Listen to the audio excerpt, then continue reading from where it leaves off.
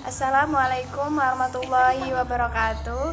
Perkenalkan, nama saya Lili Nurhidayah. Saya dari Prodi Bimbingan Penyuluhan Islam. Di sini saya akan memenuhi tugas pengantar psikologi. Di sini saya akan membacakan buku Manusia dalam Pandangan Psikologi. Dalam poin Erik Erikson. Sejarah pemikiran Erikson adalah sejarah yang dirasakan oleh Erikson sendiri, yang memiliki pengaruh jelas terhadap perkembangan teoretisnya. Ia mengalami banyak konflik, kebingungan, dan krisis yang kemudian tulisnya. Beberapa tulisannya mengenai teori psikologi merujuk kepada kehidupannya sendiri. Salkin, 2009. Erikson lahir di Frankfurt, Jerman, tanggal 15 Juni tahun 1902. Dari orang tua yang berkebangsaan Denmark, keluarga ibunya adalah Yahudi. Erikson tidak pernah mengenal ayahnya, yang sebenarnya karena orang tuanya berpisah sebelum dia lahir. Ibunya menikah dengan seorang dokter anak, Karl Schur, dan Dr. Hamburger yang mengadopsinya dan yang namanya diambil dari Erikson.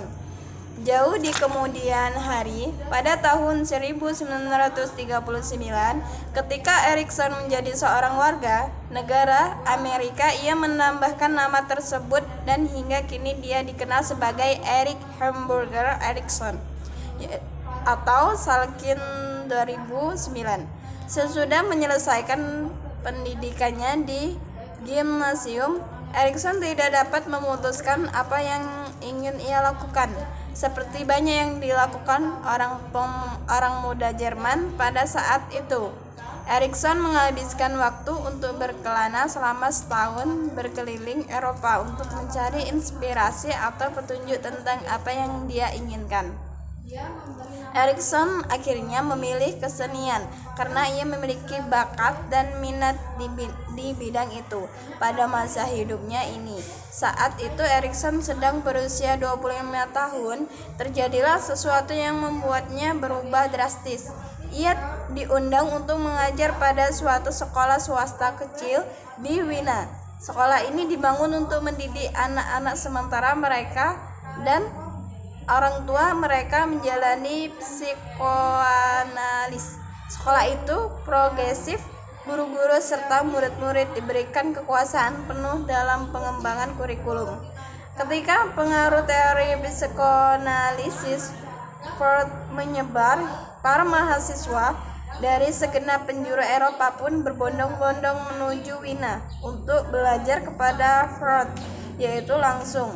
Sebagian dari mahasiswa ini kemudian mengembangkan aspek-aspek tertentu yang ada di dalam teori Freud, sementara yang lain menentangnya.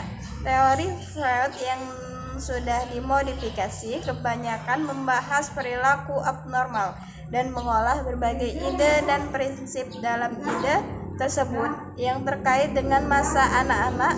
Ada dua orang murid Freud yang fokus pada masa anak-anak dan proses-proses perkembangan, yaitu Anna Freud dan anak perempuan Sigmund Freud dan Erik Erikson, seorang seniman dan guru yang terpengaruh oleh pandangan Freud dan kemudian mengalihkan perhatiannya pada kajian anak-anak. Erikson kemudian mengembangkan teori Freud dan memberikan penekanan khusus pada ego sebagai komponen inti individu. Teori psikososial Erikson memiliki dampak yang penting terhadap studi proses-proses perkembangannya, karena di sini perkembangan dikaji sebagai sesuatu yang berlangsung di sepanjang umur manusia, dan memang Erikson sering disebut orang sebagai perintis psikologi perkembangan seumur hidup. Erik Erikson lahir di Frankfurt am Main, Jerman, 15 Juni 1992, meninggal di Harwich, Amerika Serikat pada umur 91 tahun.